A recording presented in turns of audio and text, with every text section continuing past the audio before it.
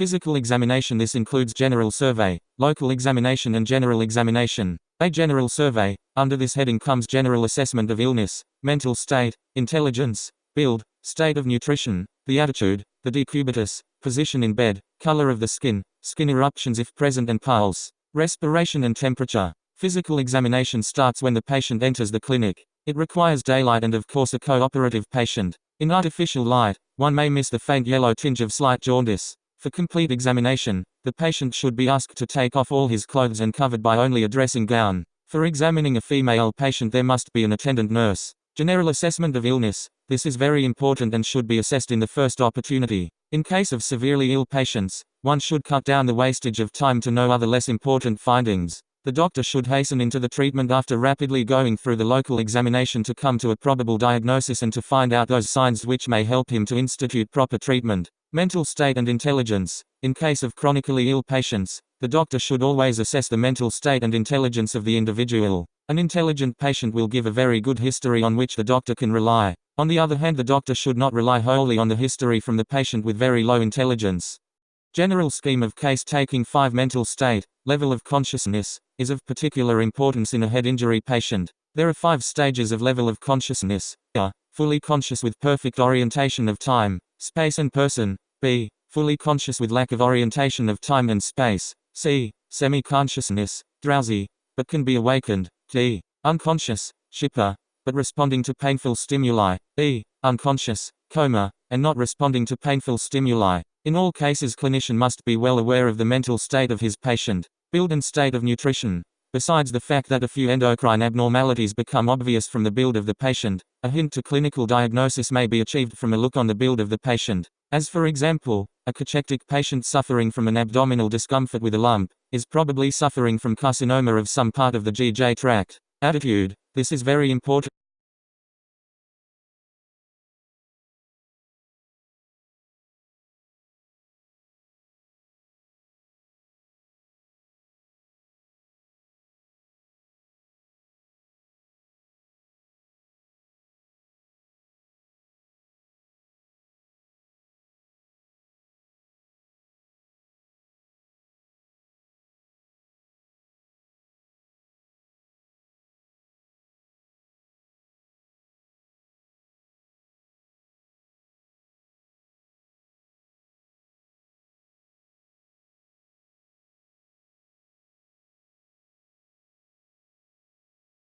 And gives valuable information to arrive at a diagnosis. Patients with pain due to peritonitis lie still, whereas patients with colicky pain become restless and loss on the bed. Meningitis of the neck will show neck retraction and rigidity. An old patient after a fall, when lies helplessly with an everted leg, possibility of fracture of the neck of the femur becomes obvious. Gait. This means the way the patient walks. Abnormal gait at tusk due to various reasons. A.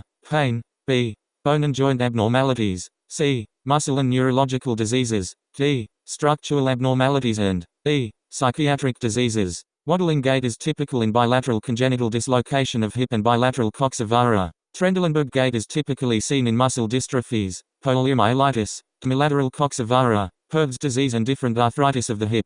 Facies. The face is the mirror of the mind and the eyes are the windows of the mind. Just looking at the face, good clinician can assess the depth of the disease and effect of his treatment. The general diagnostic importance of the facies is enormous. Typical facies: hypocratica in generalized peritonitis, rhesus sardonicus in tetanus, musk face in Parkinsonism, moon face in Cushing's syndrome, and adenoid facies in hypertrophied adenoids are very characteristic and once seen is difficult to forget. Decubitus. This means the position of the patient in bed. This is sometime informatory. For example, in cerebral irritation the patient lies curled upon his side away from light. Color of the skin. So far as the colloidal of the skin is concerned, broadly the students should try to find out the presence of pallor, cyanosis or jaundice. Pallor of the skin is seen in massive hemorrhage, shock and intense emotion. Anemic patients are also pale. One should look at the lower palpebral conjunctiva, mucous membrane of the lips and cheeks, nail beds and palmar creases for pallor. Cyanus S, that is bluish or purplish tinge of the skin or mucous membrane which resu 1ts from the presence of excessive amount of reduced hemoglobin in the underlying blood vessels.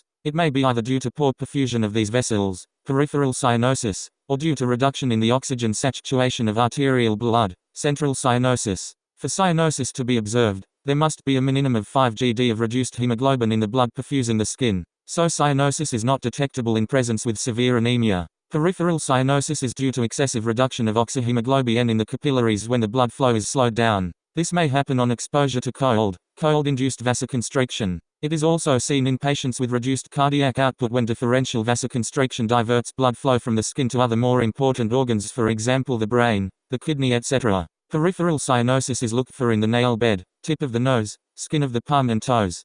6a Manual O clinical surgery. Central cyanosis occurs from inadequate oxygenation of blood in the lungs. This may be due to diseases in the lungs or due to some congenital abnormalities of the heart where venous blood bypasses the lung and is shunted into the systemic circulation. For central cyanosis, one should look at the tongue and other places as mentioned above. The tongue remains unaffected in peripheral cyanosis. Very occasionally, cyanosis may be due to the presence of abnormal pigments, for example methemoglobin or sulfahemoglobin in the bloodstream. In these cases, arterial oxygen tension is normal. This may occur due to taking of drugs such as phenacetin. Carbon monoxide poisoning produces a generalized cherry red discoloration. Jaundice is due to icteric tint of the skin, which varies from faint yellow of viral hepatitis to dark olive greenish yellow of obstructive jaundice. This is due to the presence of excessive lipid-soluble yellow pigments, mostly the bile pigments, in the plasma. The places where one should look for jaundice are eye, sclera of the eyeball. For this, the patient is asked to look at his feet when the surgeon keeps the palpebral fissure wide open by pulling up the eyelid.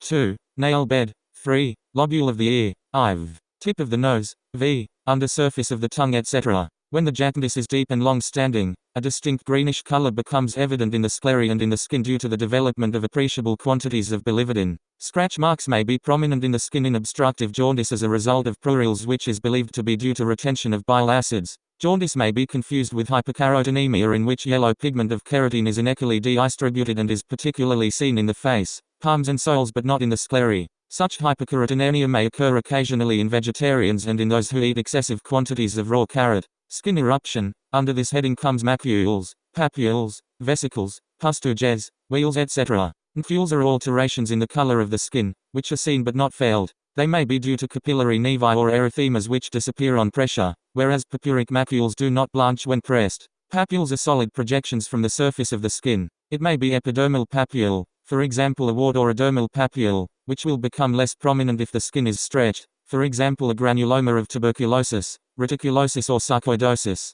Vesicles are elevations of horny layer of the epidermis by collection of transparent or milky fluid within them. Pustules are similar elevations of the skin as vesicles, but these contain pus instead of fluid within them. Wheal is a flat edematous elevation of the skin frequently accompanied by itching. It is the typical lesion of urticaria and may be seen in sensitive persons provoked by irritation of the skin. Pulse. This is an important index of severity of illness. Pulse gives a good indication as to the severity of acute appendicitis and thyrotoxicosis. Generally, it gives a good indication of the cardiovascular condition of the patient. Abnormalities of the heart and the vascular system, for example hypertension and hypertension, are also revealed in pulse. Shock, fever and thyrotoxicosis are a few conditions, which are well reflected in pulse. Following points are particularly noted in pulse: SADA, rate fast or slow. B, rhythm regular or irregular. C, tension and force, which indicate diastolic and systolic blood pressure respectively. D, volume, which indicates pulse pressure. E, character, for example water hammer pulse of aortic regurgitation or thyrotoxicosis,